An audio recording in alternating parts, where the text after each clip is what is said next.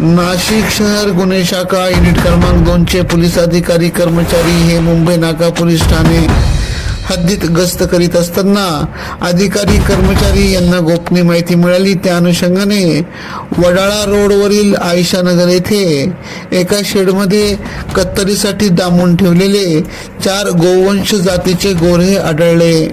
गोवंश जातीचे गोरे डांबून ठेवणाऱ्या मोहम्मद इब्ने अली साजिद खतीब राहणार कोकणीपुरा नाशिक यास ताब्यात घेतले। त्यांच्याकडून 80,000 रुपये किमतीचा मुद्देमाल हस्तगत केला।